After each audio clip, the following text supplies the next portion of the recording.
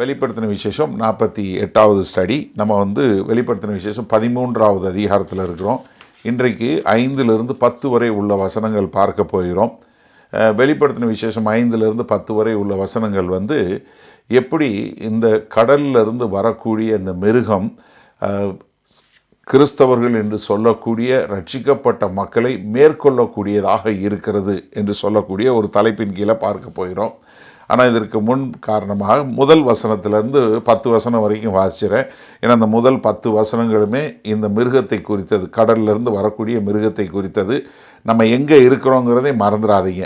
ஏன்னா சாத்தானுடைய கோணத்திலிருந்து உபத்திரவ காலம் எப்படி இருக்குன்னு பார்க்குறோம். 12வது 13வது அதிகாரம் இது சாத்தானுடைய கோணத்திலிருந்து. நம்ம ஏற்கனவே கர்த்தருடைய கோணத்திலிருந்து 7 முத்திரைகள் 7 எக்கால நியாய தீர்ப்பை பார்த்துட்டோம். இனி 7 கலச நியாய தீர்ப்பு 16வது அதிகாரத்தில் வரப்போகுது. அது வரைக்கும் இங்கே இந்த இடைப்பட்ட காலத்தில் சாத்தானுடைய காலகட்டம் எப்படி என்று இதில் தான் நம்ம பார்க்குறோம். சரியா? இப்போ 13வது அதிகாரத்தில் முதல் 10 வசனங்களை வாசிக்கிறேன். வாசித்து விட்டு நாம் இந்த செய்திக்குள்ளாய் கடந்து செல்வோம். வெளிப்படுத்தின விசேஷம் 13வது அதிகாரம். பின்பு நான் கடற்கரை மணலின் மேல் நின்றேன்.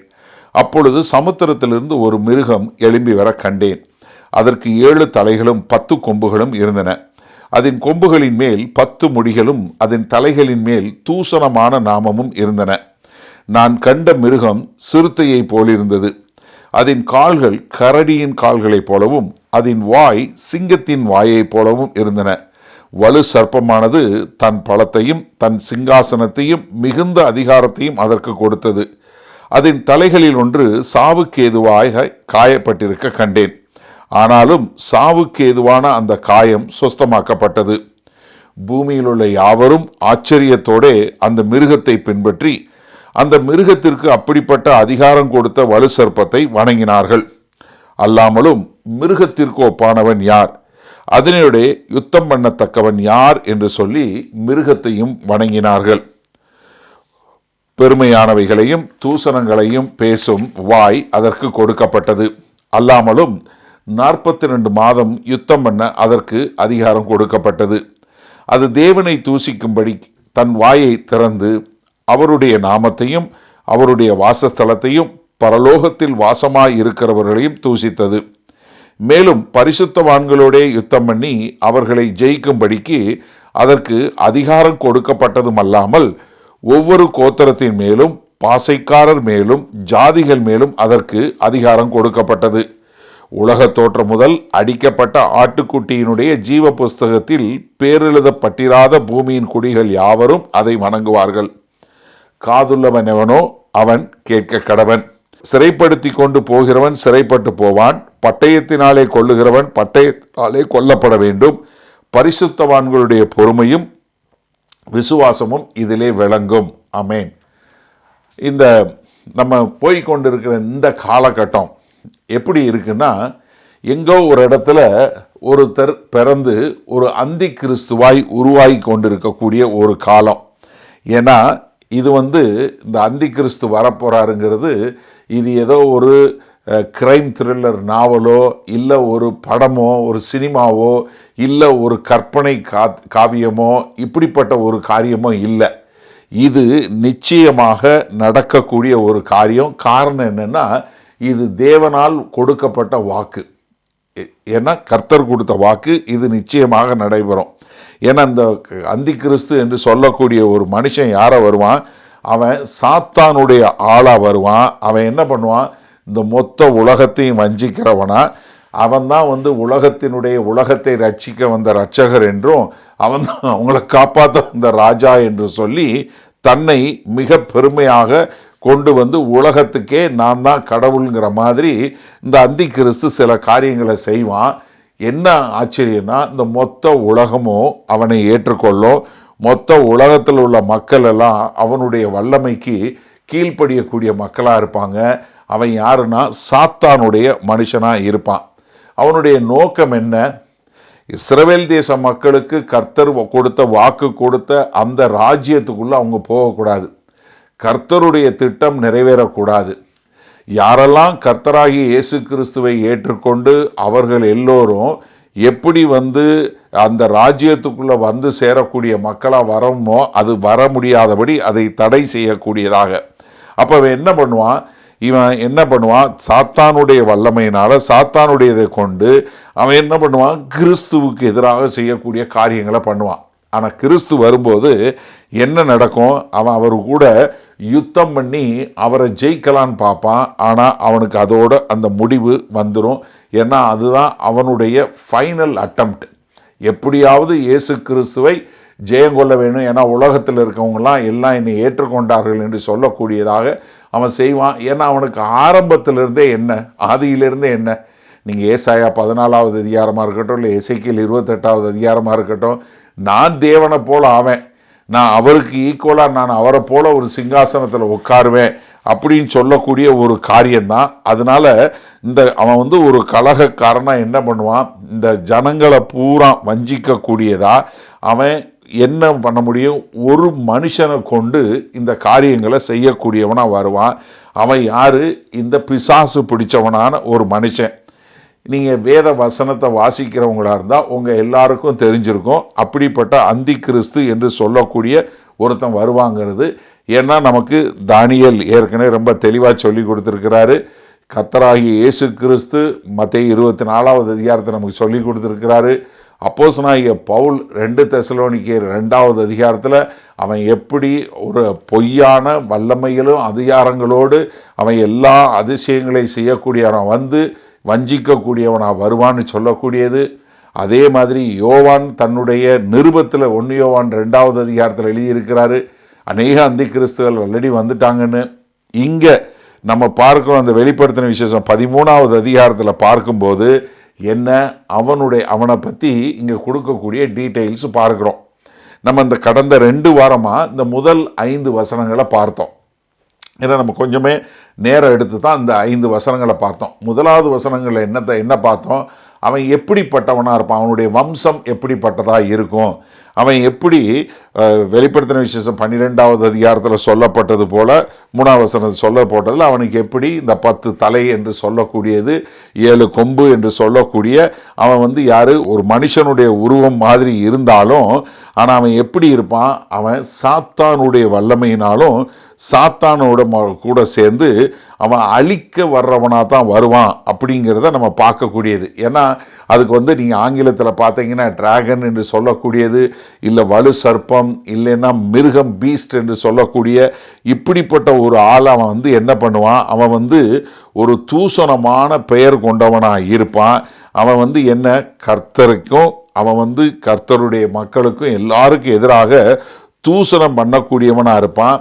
இப்போ இந்த முதலாவது வசனம் நம்ம என்ன பார்த்தோம், அவன் அந்தி கிறிஸ்து யார், அவன் சாத்தானோட இணைக்கப்பட்டவனாய் சாத்தானுடைய திட்டங்களை செய்கிறவனா இந்த பூமியில் வரக்கூடியவனாக இருப்பான் என்றதை பார்த்தோம். 2வது வசனத்தில் என்ன பார்த்தோம், அவனுடைய அதிகாரத்தை பார்த்தோம். அவனுக்கு அதிகாரத்தை கொடுத்தது யார், அந்த வலு சர்ப்பம் என்று சொல்லக்கூடிய சாத்தான். அவன் பயங்கரமான ஒரு காரியங்களை, ஒரு அதிசயங்களை, அற்புதங்களை செய்யக்கூடியதான எல்லா வேலையும் செய்யக்கூடிய ஒரு ஆளாக இருப்பான். அவன் அவனுக்கு சிங்காசனமாக இருந்தாலும் சரி, அதிகாரமாக இருந்தாலும் சரி, எல்லாமே யார் கொடுக்குறா, இந்த சாத்தான் கொடுப்பான். இந்த சாத்தான் கொடுத்ததுனால அவனை தடை பண்ண முடியாதபடிக்கு, ஏன்னா அவனுக்கு சாத்தான் முழு சுதந்திரத்தை கொடுத்து அவன் என்ன பண்ணுவான், அவனுடைய காரியங்களை நிறைவேற்றக்கூடியவனாக இருப்பான். காரணம் தேவன் தன்னை விலக்கி வைத்து கொள்வார், ஏன்னா அவனுடைய காலமாக அது இருக்கும் அப்படிங்கிறத நம்ம பார்த்தோம். 3வது வசனத்தில் பார்க்கும்போது அவனை எப்படி எல்லாரும் ஏற்றுக்கொள்வார்கள், எப்படி எல்லாரும் ஏற்றுக்கொள்வாங்க பூமியில் இருக்க மக்கள் நம்ம பார்த்தோம். அதில் கொம்பில் ஒரு கொம்பு காயம்பட்டு மரணத்துக்கு ஏதுவான ஒரு காயமாக இருந்தது, அது சொஸ்தமாக்கப்பட்டது. அப்போ எல்லாரும் அதை பார்த்து பிரமிக்கக்கூடியது. அப்போ ஒரு சிலர் என்ன சொல்லுவாங்க, நம்ம பார்த்தோம் எப்படி இந்த ஐரோப்பிய தேசம் மறுபடியும் உயிர்த்தெழுந்து வரக்கூடிய ஒரு தேசமாக வரும். அதன் மூலமாய் அதிலிருந்து இந்த அந்தி கிறிஸ்து எழும்பி அவன் என்ன பண்ணுவான், வஞ்சிக்கக்கூடிய காரியங்களை செய்வான், மக்களை துன்புறுத்தக்கூடிய காரியங்களை செய்வான் அப்படிங்கிற ஒரு காரியம், அப்படி ஒரு சிலர் சொல்லக்கூடிய ஒரு காரியம். அது மறுபடியும் உயிர் தள்ளக்கூடியது அப்படின்னு சொன்ன உடனே அப்போ நம்ம என்ன, ஒருவேளை அது ஒரு பொய்யான உயிர்த்தெழுதலாக இருக்கலாம். ஏன்னா அவன் என்ன பண்ணலாம், அவன் ஒரு இந்த மிருகம் கொல்லப்பட்டது போலையும் அவன் செத்தது போலையும் அவன் மறுபடியும் உயிரோடு வந்தது போல இருக்கக்கூடியது.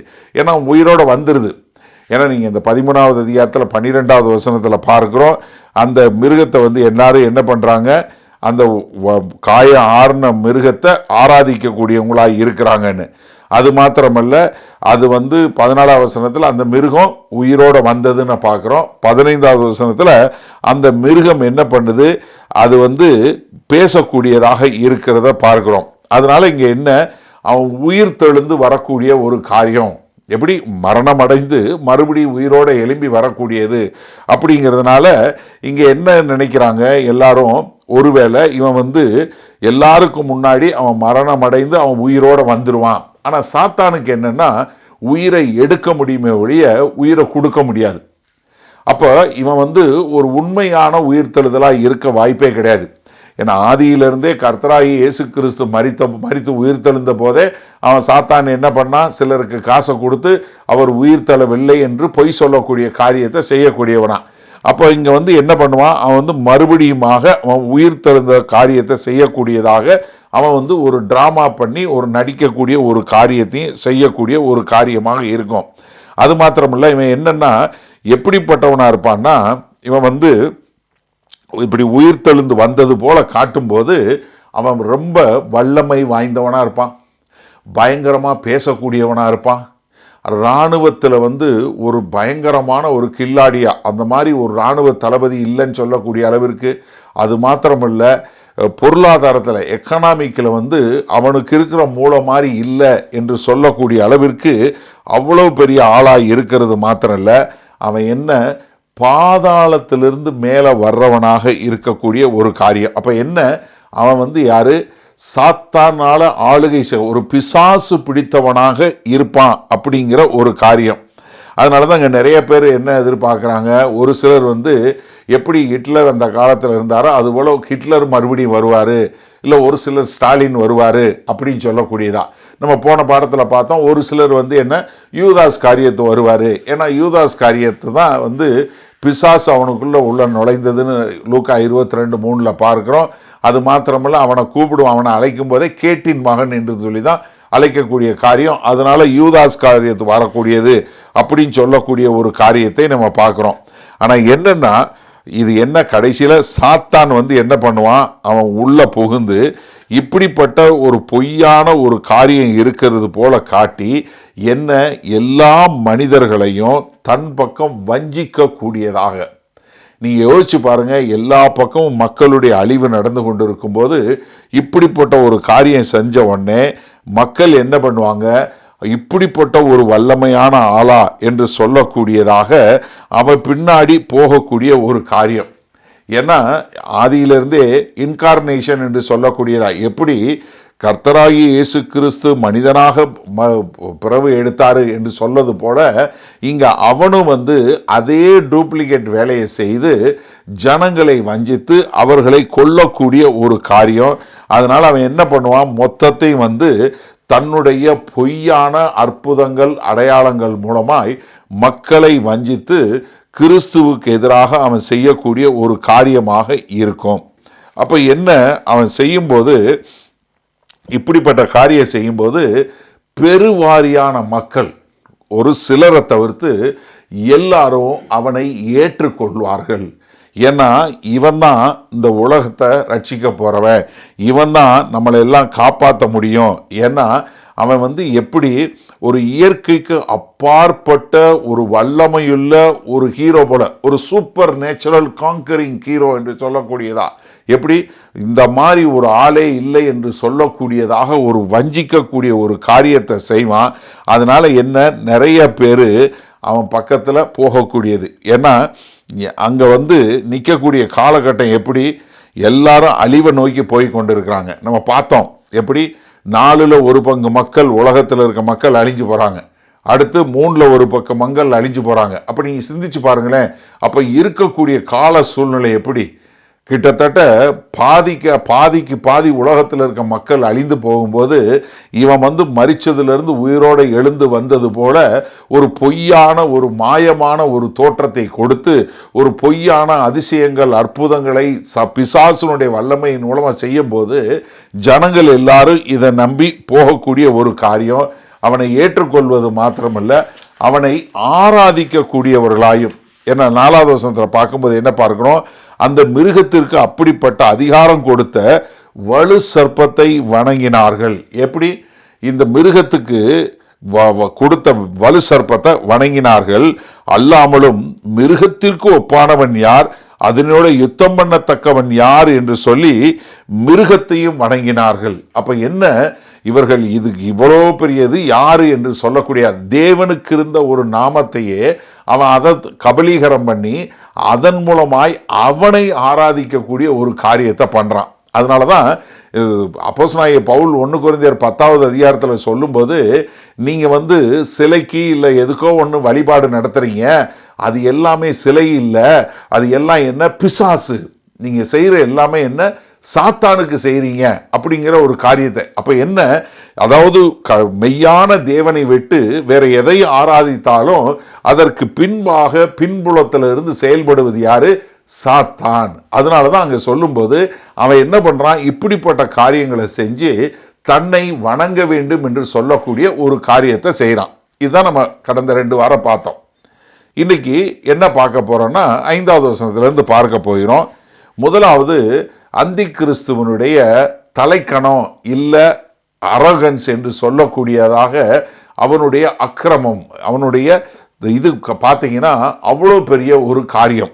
என்ன, 5வது வசனம் பாருங்க, பெருமையானவைகளையும் தூசணங்களையும் பேசும் வாய் அதற்கு கொடுக்கப்பட்டது.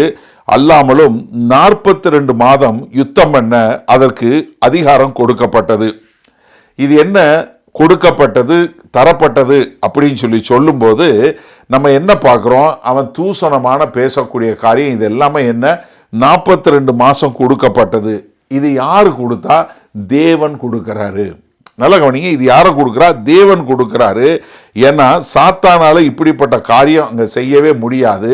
அதனால சாத்தானுக்கு அவர் என்ன ஒரு ஃப்ரீயா நீ இதை செய்யின்னு சொல்லி ஒரு கர்த்தர் இது பண்ணக்கூடியதா. ஏன்னா நம்ம 2 தெசலோனிக்கர் 2வது அதிகாரத்தில் பார்த்தோம், 9வது வசனத்தில் தடை செய்யப்படுகிறவர் பரிசுத்த ஆவியானவர் எடுத்துக்கொள்ளப்படுகிறார். கர்த்தராகிய பிதாவாகிய தேவன் தன்னுடைய கரத்தை விட்டு இது சாத்தானுடைய காலன்னு விட்டுறாரு.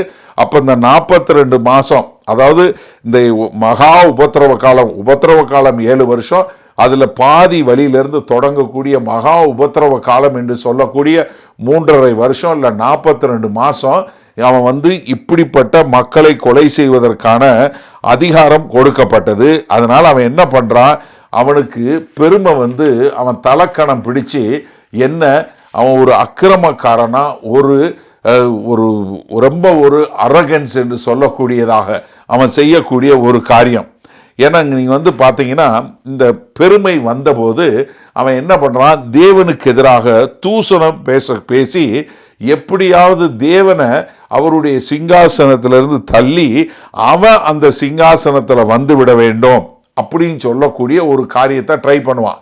அதனால தான் அந்த அந்தி கிறிஸ்து என்ன பண்ணுவான், அவன் என்னென்ன செய்ய முடியுமோ, அவனால் என்னென்ன செய்ய முடியுமோ அதையெல்லாம் செஞ்சு எப்படியாவது நான் தேவனை போல ஆயிரணும் அப்படின்னு சொல்லக்கூடிய காரியம். மறந்துடாதீங்க, ஆதியிலிருந்தே அவனுடைய குறிக்கோளே அதுதான். நீங்கள் தானியேல் 7வது அதிகாரத்துக்கு வந்தீங்கன்னா அதை பார்க்க முடியும். தானியேல் 7வது அதிகாரம் 8வது வசனம் பாருங்களேன். அந்த கொம்புகளை நான் கவனித்திருக்கையில் இதோ அவைகளுக்கு இடையிலே வேறொரு சின்ன கொம்பு எழும்பிற்று. அதற்கு முன்பாக முந்தின கொம்புகளில் 3 பிடுங்கப்பட்டது. இதோ அந்த கொம்பிலே மனுஷ கண்களுக்கு ஒப்பான கண்களும் பெருமையானவைகளை பேசும் வாயும் இருந்தது. என்ன பெருமை பேசுற வாய்? நீங்க பாருங்க, திரும்ப அவனுடைய தலக்கணத்துக்கு இப்படி படிச்ச ஒரு அரக்க குணமா இருந்து ஒரு அரகன்ஸ் என்று சொல்லக்கூடிய ஒரு காரியத்துக்கு வருவதற்கு அவனுக்கு என்ன பெருமை பேசக்கூடிய வாய்கள். 11வது வசனம் பாருங்க. அப்பொழுது நான் பார்த்தேன், நான் பார்த்து கொண்டிருக்கையில் அந்த கொம்பு பெருமையான பேச்சுக்களை பேசினது நிமித்தம். எப்படி பெருமையான பேச்சுக்களை பேசினது நிமித்தம். அதே மாதிரி 20வது வசனம், தானியேல் 7 20வது வசனம் பாருங்க. அதன் தலைமையில் உள்ள 10 கொம்புகளை குறித்தும் தனக்கு முன்பாக 3 கொம்புகள் விழுந்து போக எலும்பினதுமான கண்களையும் பெருமையானவைகளை பேசும் வாயுடையதுமாய் மற்றவர்களை பார்க்கிலும் பருமனாக தோன்றியிருந்த அந்த வேறே கொம்பை குறித்தும் அதன் பொருளை அறிய மனதாயிருந்தேன். என்ன பெருமையானவைகளை பேசும் வாயுடையதுமாய் இருந்தது. அதே தானியேல் 7:25 பாருங்க. உன்னதமானவருக்கு விரோதமாக வார்த்தைகளை பேசி உன்னதமானவருடைய பரிசுத்தவான்களை ஒடுக்கி காலங்களையும் பிரமாணங்களையும் மாற்ற நினைப்பான். அவர்கள் ஒரு காலமும் காலங்களுக்கும் அரை காலம் செல்லும் மட்டும் அவன் கையில் ஒப்பு கொடுக்கப்படுவார்கள். என்ன அவன் பெருமை பேசி 3 வருஷம் 42 மாசம் எல்லா கொடுமையான காரியங்கள் செய்வதற்கு அவனுக்கு அனுமதி கொடுக்கப்படுகிறது. தானியேல் 11:37 பாருங்க. அவன் தன் பிதாக்களின் தேவர்களை மதியாமலும் ஸ்திரீகள் சிநேகத்தையும் எந்த தேவனையும் மதியாமலும் எல்லாவற்றிற்கும் தன்னை பெரியவனாக்கி அரண்களின் தேவனை தன் ஸ்தானத்திலே கனம் பண்ணி தன் பிதாக்கள் அறியாத ஒரு தேவனை பொன்னினாலும் வெள்ளியினாலும் ரத்தனங்களினாலும் உச்சிதமான வஸ்துக்களினாலும் கனம் பண்ணுவான். அப்ப என்னன்னா இவன் செய்யக்கூடியது என்ன? ஒரு நம்ப முடியாத அளவிற்கு சாத்தானை கொண்டு அவரை ஆராதிக்க கூடியவனாக, அவன் யாருக்கும் எந்த தேவனையும் மதியாம அவன் தன்னை எல்லாருக்கு மேல உயர்த்தக்கூடியவனா உயர்த்தி இந்த அந்தி கிறிஸ்து என்ன தெரியுமா சொல்லுவான்? நான் தான் அபிஷேகிக்கப்பட்டவன், நான் தான் உங்களை ரட்சிக்க வந்த ரட்சகர், நான் தான் உங்களுடைய ராஜா, நான் தான் உங்களுடைய தேவன் என்று சொல்லி அவன் தன்னை தேவனுக்கு மேலாக உயர்த்தக்கூடிய காரியம். இதைத்தான் இந்த அந்தி கிறிஸ்து செய்வான். நீங்க 2 தெசலோனிக்கர் 2:4 பார்த்தீங்கன்னா, அவன் எதிர்த்து நிற்கிறவனாயும் தேவன் எண்ணப்படுவது எதுவோ ஆராதிக்கப்படுவது எதுவோ அவை எல்லாவற்றிற்கும் மேலாக, எது எல்லாவற்றிற்கு மேலாக தன்னை உயர்த்துகிறவனாயும் தேவனுடைய ஆலயத்தில் தேவன் போல உட்கார்ந்து தன்னைத்தான் தேவன் என்று காண்பிக்கிறவனாயும் இருப்பான். என்ன எல்லாத்துக்கு மேல தன்னை உயர்த்தி நான் தான் தேவன் என்று தன்னை காண்பிக்கிறவனாய், எப்படி அதுதான் அவனுடைய நோக்கம். அவனுடைய என்ன? அவனுடைய அக்கிரமத்துக்கும் அவனுடைய அரகன்ஸுக்கும் வேற ஈக்குவலா எதுவுமே கிடையாது. அந்த மாதிரி ஒரு மோசமான, ஏன்னா அவன் சாத்தானுடைய அந்த தலைக்கணம் அதே தான் அவன் செய்வான். ஏன்னா அதனாலதான் இந்த லூசிபர் அங்கிருந்து துரத்தப்பட்டான். ஆனா இங்க என்ன, கர்த்தர் அவனுக்கு 42 மாத காலம் இந்த செய்யறதுக்கு கொடுக்கிறாரு. இதை நம்ம தானியேல் இதிலே பார்க்கிறோம், இங்க வெளிப்படுத்தின விசேஷத்திலையும் பார்க்கிறோம். இதை நம்ம வெளிப்படுத்தின விஷயம் 11வது அதிகாரம் 12வது வசனத்திலையும் பார்க்கிறோம். அப்ப என்ன, இந்த அந்தி கிறிஸ்தவன் பேசும்போது தூசணமான வார்த்தைகளை பேசுறான், கர்த்தரை மதிக்காம பேசுறான், கர்த்தருக்கென்று இது பண்ணி தன்னை கர்த்தருடைய ஸ்தானத்துக்கு உயர்த்தி அவன் என்ன பண்றான், என் இருதயத்தில் இதுதான் இருக்கு அப்படின்னு காட்டக்கூடிய ஒரு காரியம். அப்ப இந்த அந்தி கிறிஸ்துவனுடைய நடக்கை என்ன? அவன் தேவனுக்கு எதிராக தூசணம் பேசி தன்னை தேவனை போல மாற்றுவது. அப்ப என்ன, இது ஏதோ தெரியாம ஒளிஞ்சு பின்னாடி செய்யறது இல்லை, இது எல்லாருக்கும் முன்னாடி பகிரங்கமா செய்ய போறான். ஏன்னா அவங்கிட்ட என்ன அப்படிப்பட்ட ஒரு வல்லமை இருக்கு. 6வது வசனம் பாருங்க. அது தேவனை தூசிக்கும்படி தன் வாயை திறந்து அவருடைய நாமத்தையும் அவருடைய வாசஸ்தலத்தையும் பரலோகத்தில் வாசமாய் இருக்கிறவர்களையும் தூசித்தது. என்ன மொத்தமா அவன் என்ன பண்றான், தன்னை எல்லாருக்கும் எதிராக இது பண்ண சொல்லக்கூடிய, எல்லாரையும் தூசிக்க கூடியதாக. அப்ப என்னன்னா இங்க இந்த காலகட்டத்தில் பூமி என்ன பயங்கரமான கொடுமையை சந்திச்சிருக்கோம்.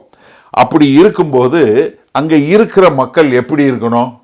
இவ்வளவு பெரிய கொடுமை நடந்துருச்சு, இப்ப நம்ம என்ன செய்யணும்? கர்த்தர் மேல விசுவாசித்து கர்த்தர் மேல மனம் திரும்பி கர்த்தரை ஏற்றுக்கொள்ளணும் தானே இருக்கணும். நீங்க யோசிச்சு பாருங்களேன், ஏன்னா கிட்டத்தட்ட பாதிக்கு மேற்பட்ட ஜனங்கள் அழிஞ்சு போறாங்க. இப்போ தேவன்கிட்ட இருந்து வரக்கூடிய இந்த பாதுகாப்பற்ற சூழ்நிலை வரும்போது 42 மாதம் இந்த சாத்தானுடைய கிரியை நடக்கும்போது பூமியில் இருக்க மக்களுக்கு என்ன வரணும் இயற்கையா? ஐயோ ஆண்டவரே எங்களை மன்னிங்க, நாங்க இதுல இருந்து தப்பிக்கணும் தானே கேட்கணும். ஆனா பண்ண மாட்டாங்க. நீங்க வெளிப்படுத்த 16வது அதிகாரம் 9வது வசனம் பாருங்க. அப்பொழுது மனுஷர்கள் மிகுந்த உஷ்ணத்தினாலே தகிக்கப்பட்டு, இது 4வது கலசம் நியாய தீர்ப்பு வரும்போது என தகிக்கப்பட்டு இந்த வாதைகளை செய்ய அதிகாரம் உள்ள தேவனுடைய நாமத்தை தூசித்தார்களே அல்லாமல் அவரை மகிமைப்படுத்த மனம் திரும்பவில்லை. என்ன, 4வது கலச நியாய தீர்ப்பு ஊற்றும் போது அவங்களால உஷ்ணம் தாங்கிக்க முடியல.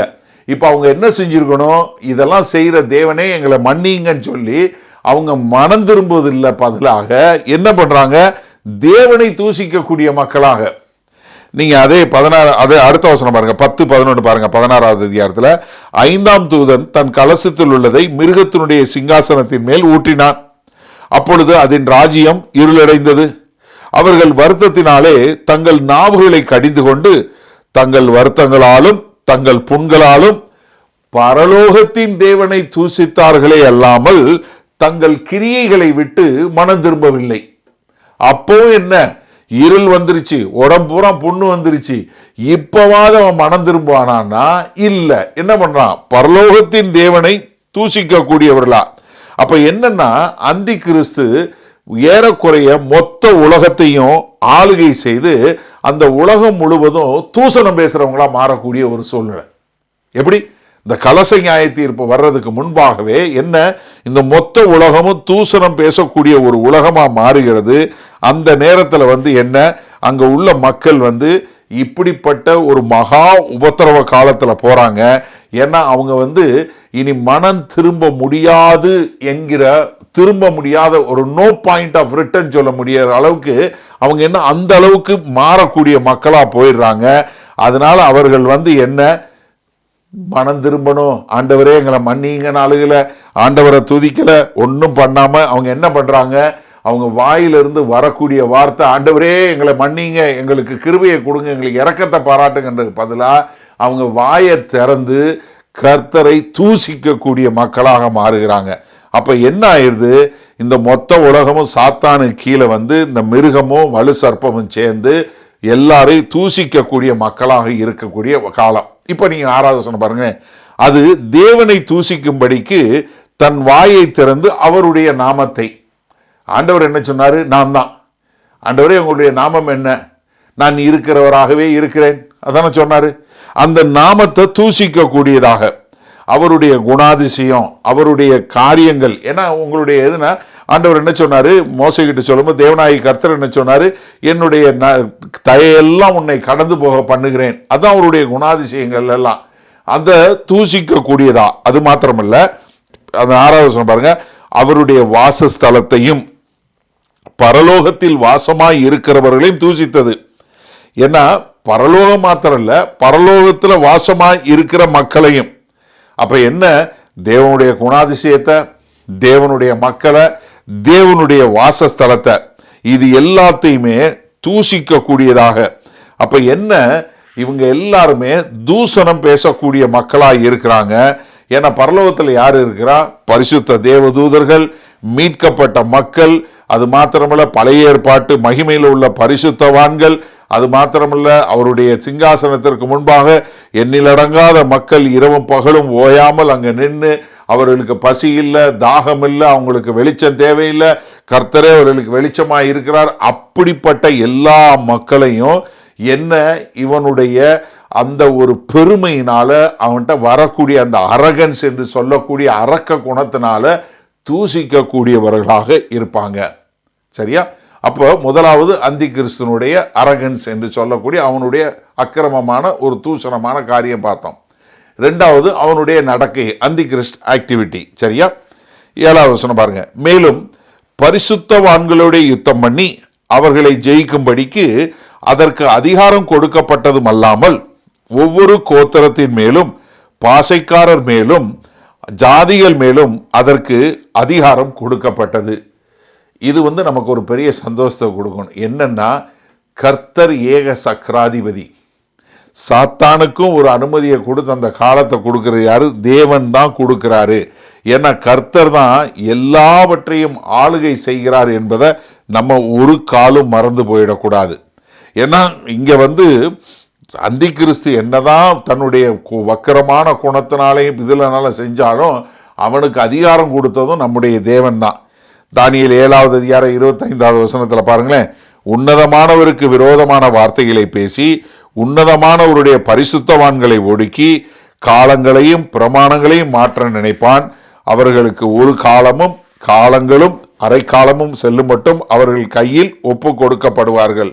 அப்ப என்ன பண்ணுவான் அவன்? இப்படிப்பட்ட பரிசுத்தவான்களை நோக்கி அவர்களை கொலை செய்ய வேண்டும் என்று போகக்கூடிய ஒரு காரியம்.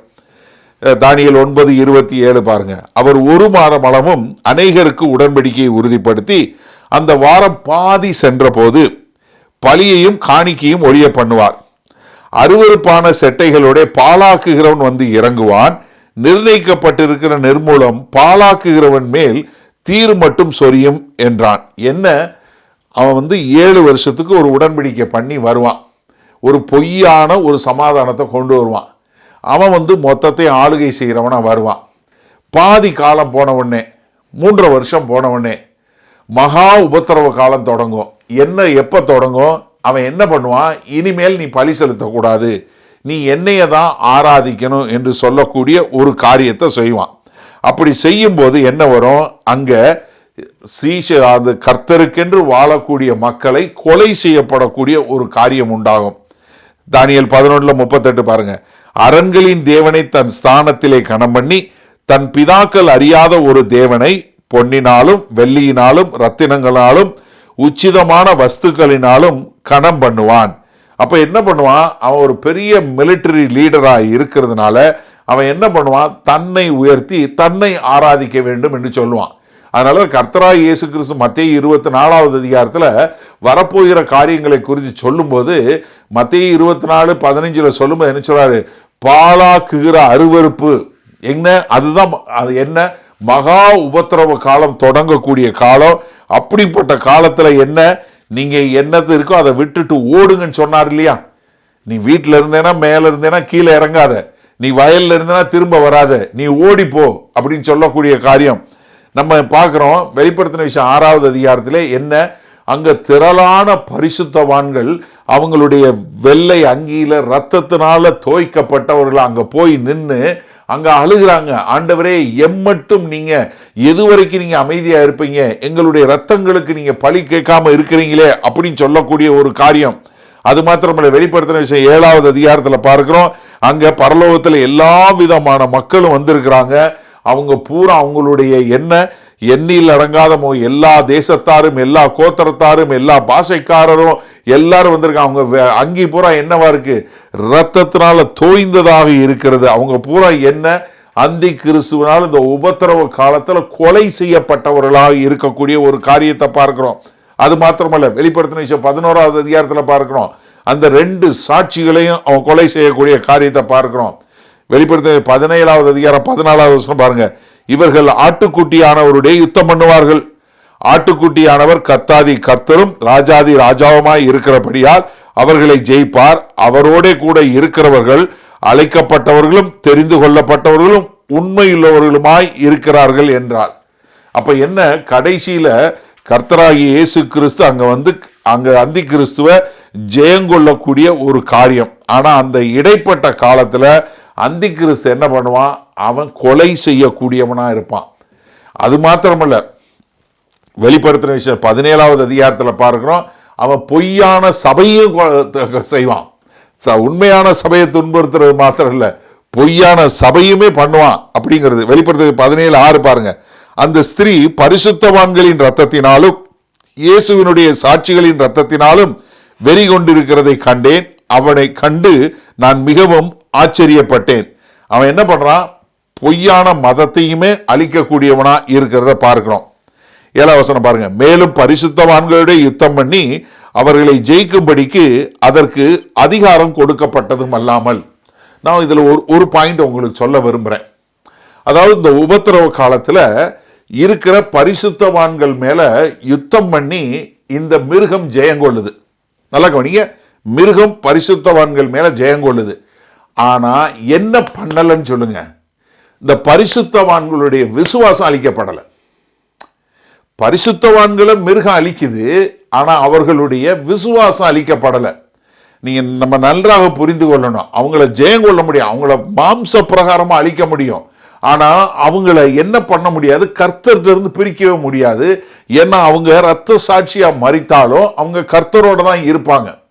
நீங்க ரோமர் 8வது அதிகாரம் 37, 38 பார்க்கும்போது, இவை எல்லாவற்றிலும் நாம் நம்மில் அன்பு கூறுகிறவர்களாலே முற்றும் ஜெயங்கொள்ளுகிறவர்களாய் இருக்கிறோமே, மரணமானாலும் ஜீவனானாலும் தேவதூதரனாலும் அதிகாரங்களானாலும் வல்லமைகளானாலும் நிகழ்காரியங்களானாலும் வரு காரியங்களானாலும் உயர்வானாலும் தாழ்வானாலும் வேற எந்த சிருஷ்டியானாலும் நம்முடைய கர்த்தராகிய கிறிஸ்து இயேசுவில் உள்ள தேவனுடைய அன்பை விட்டு நம்மை பிரிக்க மாட்டாது என்று நிச்சயித்திருக்கிறேன். அப்ப என்ன, இந்த மிருகம் பரிசுத்தவான்கள் மேல ஜெயம் கொள்ள முடியும், மாம்ச பிரகாரமா கொள்ள முடியும். ஆனா அவருடைய விசுவாசத்தை இது பண்ணுவதற்கோ தேவன்கிட்ட இருந்து பிரிக்கவோ முடியவே முடியாது. மரணமே நிகழ்ந்தாலும் சரி, ஆனா அவங்க என்ன, விசுவாசத்திலிருந்து எடுக்கவே முடியாது. அதனால என்ன, இந்த விசுவாசம் முடிவான விசுவாசம். நீங்க என்ன, கர்த்தரோட இருக்கக்கூடிய ஒரு காரியம். அதனாலதான் ஒவ்வொரு கோத்திரத்திலும் மேலும் பாசைக்காரர் மேலும் ஜாதிகள் மேலும் அதற்கு அதிகாரம் கொடுக்கப்பட்டது. அப்ப என்ன, யாரெல்லாம் ரட்சிக்கப்படாத மக்கள் இருக்கிறாங்களோ அவங்களுக்கு மேல பூரா அதிகாரம் கொடுக்கப்பட்டது. மூன்றாவதாக, இந்த அந்தி கிறிஸ்துவை ஆராதிக்கக்கூடியவர்கள், ஆன்டி கிரைஸ்ட் வர்ஷிப்பர்ஸ் யாரு? 8வது வசனம் பாருங்க. உலக தோற்றம் முதல் அடிக்கப்பட்ட ஆட்டுக்குட்டியினுடைய ஜீவ புஸ்தகத்தில் பேரெழுதப்பட்டிராத பூமியின் குடிகள் யாவரும் அதை வணங்குவார்கள். இப்ப என்ன இங்க சொல்லும்போது என்ன, எல்லாரும் பூமியில இருக்கக்கூடிய எல்லாரும் வணங்குவாங்க. யாரை தவிர்த்து? தெரிந்து கொள்ளப்பட்டவர்களை தவிர்த்து. யார் இந்த தெரிந்து கொள்ளப்பட்ட மக்கள்? இந்த தெரிந்து கொள்ளப்பட்ட மக்கள் என்னன்னா, நீங்க 4வது வசனத்திலையும் பார்க்கும்போது பூமியில இருக்க எல்லாரும் ஆராதிப்பாங்கன்னு, ஆனா இங்க சொல்லும்போது யாரு? தெரிந்து கொள்ளப்பட்ட மக்களை தவிர்த்து. 2 தெசலோனிக்கேயர் 2வது அதிகாரம் 10வது வசனம் பாருங்க. கெட்டு போகிறவர்களுக்குள்ளே அநீதியினால் உண்டாகும் சகலவித வஞ்சகத்தோடும் இருக்கும் ரட்சிக்கப்படத்தக்கதாய் சத்தியத்தின் மேலுள்ள அன்பை அவர்கள் அங்கீகரியாமற் போனபடியினால் அப்படி நடக்கும். அவங்க என்ன, தங்களை ரட்சிக்கக்கூடிய அந்த உண்மை சத்தியத்தின் மேல அவங்க விரும்பி அதை ஏற்றுக்கொள்ளாமல் அதை நிராகரிப்பதனால அவர்கள் விசுவாசி இல்லாமல் போனார்கள். ஆனா என்ன அங்க சொல்லலைன்னா, தெரிந்து கொள்ளப்பட்டவர்கள் சொல்ல, தெரிந்து கொள்ளப்படாதவர்கள் சொல்லல. நல்ல கவனிங்க.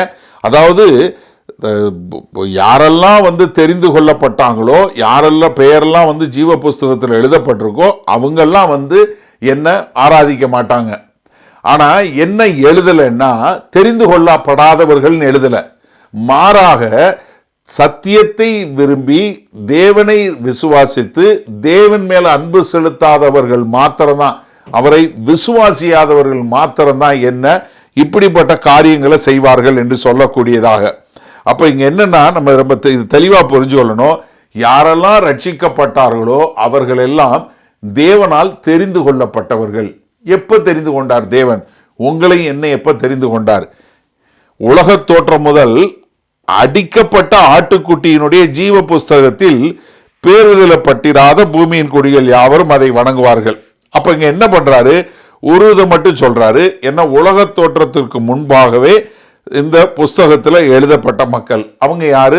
தெரிந்து கொள்ளப்பட்ட மக்கள். அவங்க செய்ய மாட்டாங்க.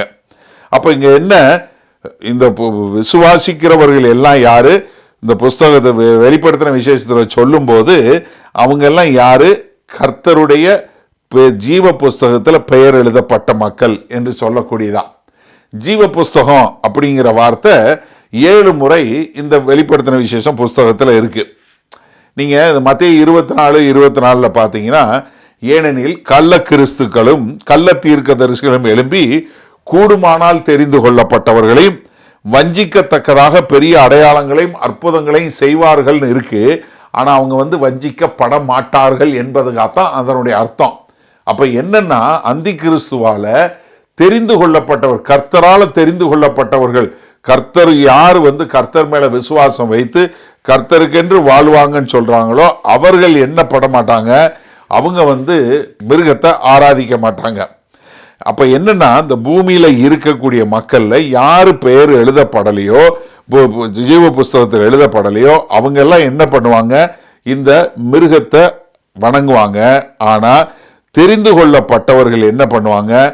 அதை செய்ய மாட்டாங்க. அவங்க கர்த்தர் செய்து முடித்த அந்த விலைக்கிரயத்தின் மேல விசுவாசம் வைத்து, கர்த்தர் மேல விசுவாசம் வைத்து அவர்கள் மீட்கப்பட்டவர்களாய் அவங்க என்ன அங்க கர்த்தருக்கு என்று இருப்பாங்க. ஏன்னா நம்ம என்ன வெள்ளியினாலும் பொண்ணுனாலும் இந்த உலக வஸ்துகள்னால நம்ம மீட்கப்படாமல் பரிசுத்த இரத்தமாகி அந்த கர்த்தராகிய இயேசு கிறிஸ்துவின் இரத்தத்தினால விலையேற பெற்ற அந்த கர்த்தராகிய இயேசு கிறிஸ்துவின் இரத்தத்தினாலே நீங்க மீட்கப்பட்டவர்கள். அப்ப நம்முடைய ரட்சிப்பு விலை மதிப்பு அற்றது. அப்படிப்பட்ட நம்ம நம்மளால தேவனாகிய கர்த்தர் நம்மளை தெரிந்தெடுத்தார். குமாரனாகிய கிறிஸ்து அதற்கான விலைக்கிரயத்தை செலுத்தினாரு. நம்ம அதன் மேல விசுவாசம் வைத்தோம். அதனால நம்ம கர்த்தருக்கென்று வாழக்கூடிய மக்களாக இருப்போம். அப்ப இங்க கர்த்தர் எப்ப இதை தெரிஞ்சு கொண்டாரு? உலக தோற்றத்திற்கு முன்பாகவே. எப்ப?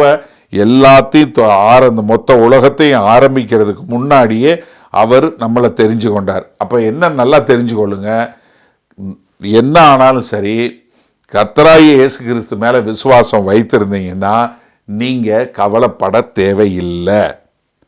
நீங்க வெளிப்படுத்தின 15வது அதிகாரத்தில் 2-3 வசனம் பாருங்க. அன்றியும் அக்கினி கலந்த கண்ணாடி கடல் போன்ற ஒரு கடலையும் மிருகத்திற்கும் அதன் சொரூபத்திற்கும் அதன் முத்திரைக்கும் அதன் நாமத்தின் இலக்கத்திற்கும் உள்ளாகாமல் ஜெயங்கொண்டவர்கள் தேவ சுரமண்டலை பிடித்து கொண்டு அந்த கண்ணாடி கடலருகே நிற்கிறதையும் கண்டேன். அவர்கள் தேவனுடைய ஊழியக்காரனாகிய மோசேயின் பாட்டையும் ஆட்டுக்குட்டியானவருடைய பாட்டையும் பாடி, சர்வ வல்லமையுள்ள தேவனாகிய கர்த்தாவே, தேவரீருடைய கிரியைகள் மகத்துவமும் ஆச்சரியமுமானவைகள், பரிசுத்தவான்களின் ராஜாவே, தேவரீருடைய வழிகள் நீதியும் சத்தியமுமானவைகள். யாரு பாடுறா? தெரிந்து கொள்ளப்பட்ட மக்கள். என்ன பாட்டு பாடுறாங்க? மோசேயினுடைய பாடலும் ஆட்டுக்குட்டியானவருடைய பாடலும் பாடக்கூடிய ஒரு காரியம். என்ன காரணம்? ஜெயங்கொள்ளப்பட்டாங்க, அவங்க வெற்றி பெற்றவர்களாய் இருந்தாங்க. சரி, 9வது வசனம் என்ன சொல்றாரு? காதுள்ளவன் எவனோ அவன் கேட்க கடவன். இதை எப்படி நம்ம எடுத்துக்கொள்ளணும் அப்படின்னு சொல்லக்கூடிய ஒரு காரியம். நல்லா கவனிங்க ஒரு நிமிஷம்.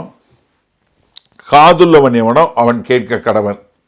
வெளிப்படுத்தின விசேஷம் 2வது அதிகாரம் 3வது அதிகாரத்தில் இந்த 7 சபைகளுக்கு சொல்லும்போது இதே வார்த்தை சொல்லப்படும். ஆனால் அதில் ஒன்று சேர்த்து சொல்லப்படும். என்ன சொல்லப்படும்?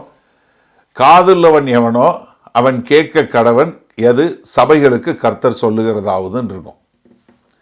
ஆனால் இங்கே சொல்லும்போது காதுள்ளவன் எவனோ அவன் கேட்க கடவன் அப்படின்னு சொன்னால் என்ன அர்த்தம்? சபை இங்கே இல்லை. நல்லா புரிஞ்சுக்கொள்ளுங்க.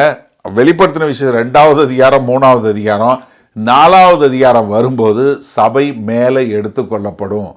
நான் உறுதியாக விசுவாசிக்கிறேன், உபத்திரவ காலம் தொடங்கிறதுக்கு முன்பாக, ட்ரிபுலேஷனுக்கு முன்னாடி நம்ம சபை மேலே எடுத்துக்கொள்ளப்படுவோம். நம்ம எங்கேயுமே உபத்திரவ காலத்தில் நம்ம இருக்கவே மாட்டோம். மறுபடியும் நான் அதை ஒரு முறை உங்களுக்கு சொல்கிறேன், தயவுசெய்து நன்றாக புரிஞ்சு கொள்ளுங்க. ஏன்னா புதிய ஏற்பாட்டில் எங்கேயுமே எந்த சபைக்குமே உபத்திரவ காலத்தை எப்படி நீங்கள் மேற்கொள்ளணும், உபத்திரவ காலத்தில் எப்படி இருக்கணும்னு சொல்லி எந்த சபைக்கும் கர்த்தர் எந்த வார்த்தையும் சொல்லி கொடுக்கல. அதே மாதிரி காதுள்ளவன் எவனும் கேட்க கடவன் சொல்லும்போது இங்கே நடு 3 வருஷத்துக்கு அப்புறம் நடக்கக்கூடிய உபத்திரவ காலத்தில் அங்கே சபைங்கிற வார்த்தையை கர்த்தர் சொல்லவே இல்லை. அதனால நம்ம என்னன்னா தெளிவாக தெரிஞ்சு கொள்ளுங்க, நம்ம எல்லாருமே மேலே எடுத்துக்கொள்ளப்படுவோம். நம்ம இங்கே யாருமே இருக்க மாட்டோம். ஒருவேளை நீங்கள் அந்த உபத்திரவ காலத்தில் இந்த வீடியோ பார்த்தீங்கன்னா, எப்படி இந்த மகா உபத்திரவ காலத்தில் உலகம் பூரா இப்படி நடந்துக்கிட்டு இருக்கும்போது, அந்திகிறிஸ்து நடக்கும்போது இந்த வீடியோ பார்த்தீங்கன்னா அடுத்த வசனம் உங்களுக்கு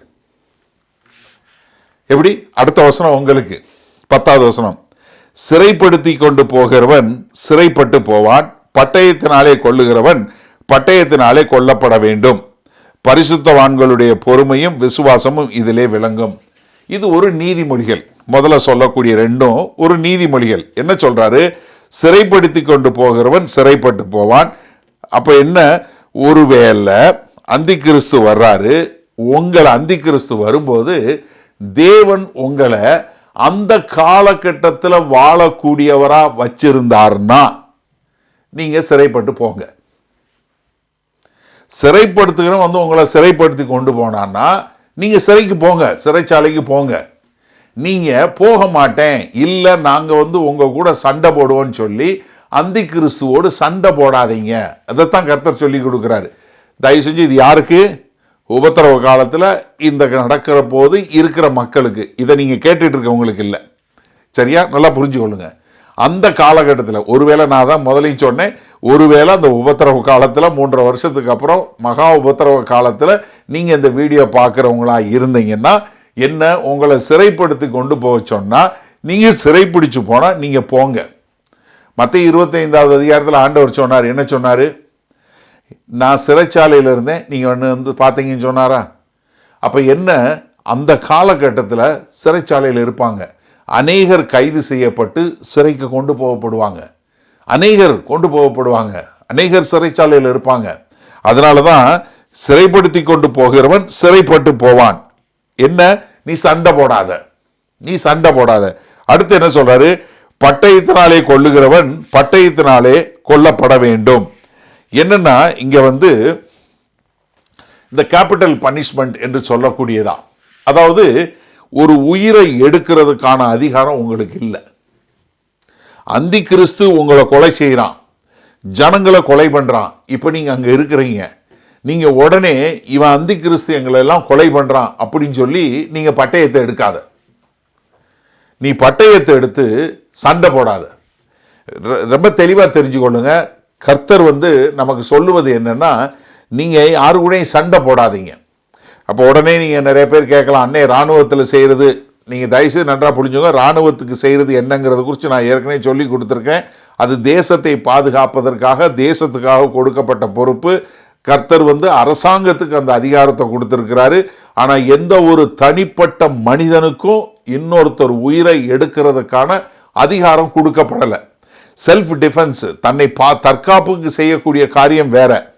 ஆனால் நீங்கள் என்ன செய்யக்கூடாது, எங்களை வந்து கொலை செய்கிறான், எங்களை வந்து சிறைச்சாலையில் போடுறான் அப்படின்னு சொல்லிட்டு நீங்கள் நாங்கள்லாம் கிறிஸ்தவர்கள், நாங்கள்லாம் சேர்ந்து கூடி போராட போகிறோம், நாங்கள்லாம் சேர்ந்து கன்று வாங்கி அவங்கள சுட போகிறோம், நாங்கள்லாம் சேர்ந்து இது பண்ண போகிறோம், செய்யவே கூடாது, இல்லவே இல்லை.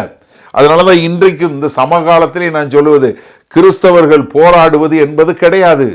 நம்ம வந்து குருசேடர்ஸ் கிடையாது, நம்ம வந்து கிறிஸ்தவர்கள். கர்த்தர் தான் நமக்கு எல்லாமே.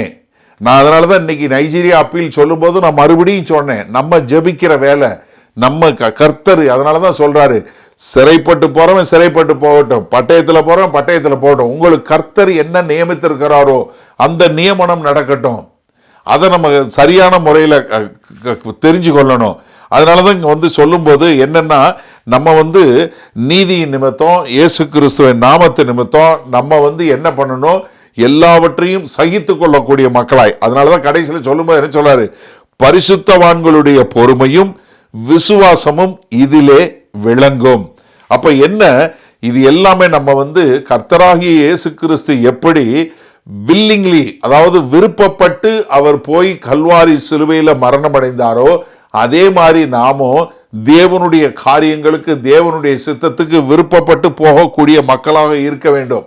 அப்போ ஒரு பரிசுத்தவான் என்றவன் என்ன பண்ணக்கூடாது, எதிர்த்து நிற்கக்கூடாது, அவன் வந்து ஆயுதங்கள் வாங்கக்கூடாது, அவன் வந்து என்ன பண்ணக்கூடாது, இதை வாங்கிக்கிட்டு கத்தியை வாங்கிட்டு இதை வாங்கிட்டு சண்டை போடக்கூடாது.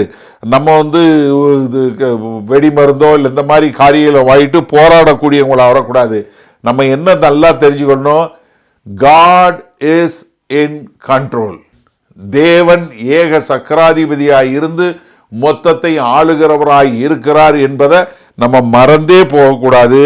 அதனால இது சாத்தானுடைய காலம், இது சாத்தானுடைய நேரம். இது மாத்திரமல்ல, இது அந்தி கிறிஸ்து வந்து அவன் செய்யக்கூடிய ஒரு காலகட்டம். அவனை வந்து கர்த்தர் விட்டிருக்கிறாரு. அதவன் வந்து எல்லாரையும் கொலை செய்யக்கூடியவனாய் இருக்கிறான். அதனால என்னன்னா, நமக்கு என்ன தெரியும், நம்முடைய ஃபியூச்சர் தெரியும். நம்ம தேவனுடைய பிள்ளைகள், நம்ம யாரு, நம்முடைய விசுவாசம் என்ன, நம்ம எப்படி வந்து எல்லாத்துக்கும் மேலே ஜெயங்கொள்ள போறோங்கிறது நமக்கு தெரியும். ஏன்னா இறுதியில் நம்ம தான் ஜெயங்கொண்டவர்கள். வெளிப்படுத்தின விஷயம் 11:15 பார்த்தோம்ல, 7ஆம் தூதன் எக்காலம் ஊதினான், அப்பொழுது உலகத்தின் ராஜ்யங்கள் நம்முடைய கர்த்தருக்கும் அவருடைய கிறிஸ்துவுக்கும் உரிய ராஜ்யங்கள் ஆயின. அவர் சதா காலங்களிலும் ராஜ்யபாரம் பண்ணுவார்.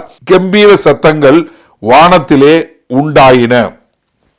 என்னன்னா, பாதாளத்திலிருந்து வரக்கூடிய அத்தனை பிசாசுகள் என்ன பண்ண முடியாது?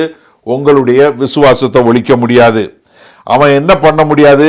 நம்ம தேவனுடைய ராஜ்யத்தை ஒரு காலம் அவனால ஒண்ணுமே செய்ய முடியாது. தேவன் அவனை சுத்தமாக அழிச்சு போட்டுருவார்.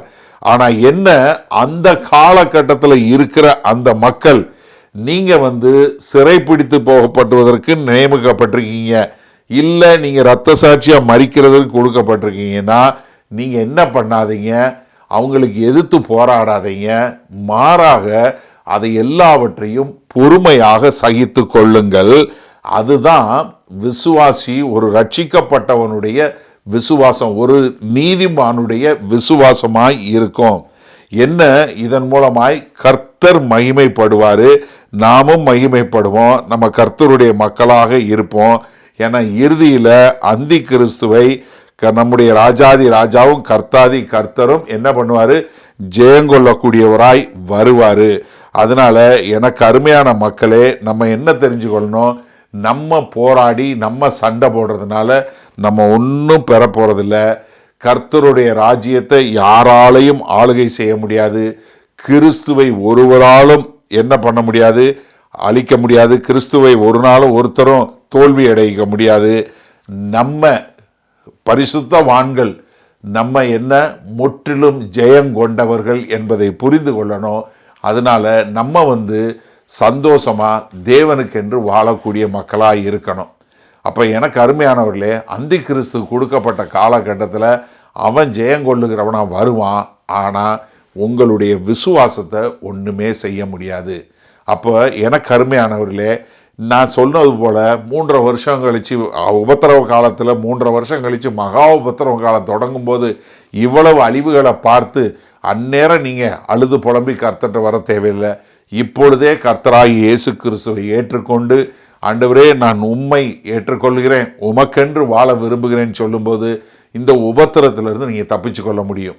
ஏற்கனவே நீங்கள் கர்த்தராகி இயேசு கிறிஸ்துவை அறிந்து கொண்டீங்க, இந்த உபத்திர காலத்திலிருந்து மீட்கப்பட்டுட்டீங்க, நீங்கள் கர்த்தரோடு இருக்கிறீங்கன்னு சொன்னால், இதை தெரிந்த நீங்கள் மற்றவர்களுக்கு எச்சரிப்பாய் இதை சொல்ல வேண்டிய ஒரு கட்டாயம் உங்களுக்கும் எனக்கும் உண்டு. அப்போ தெரிஞ்சு கொள்ளலைன்னா நீங்கள் தெரிந்து கொள்ளணும். தெரிந்து கொண்டவர்கள் மற்றவர்களுக்கு தெரிவிக்க வேண்டும். செய்வோமா?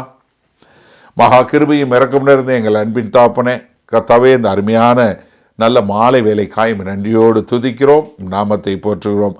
ஆமாண்டவரே, இப்போதும் நாங்கள் பார்த்தது போல ஆமாண்டவரே, இந்த கடலிலிருந்து வரக்கூடிய மிருகம் கடைசி 42 மாதங்களுக்கு 3.5 வருடங்களுக்கு ஆண்டவரே அநேகரை கொலை செய்யவும் அநேகரை காவலில் போடவும் பெரிய அழிவை கொண்டு வரக்கூடிய காரியத்தை நாங்கள் பார்க்குறோம்.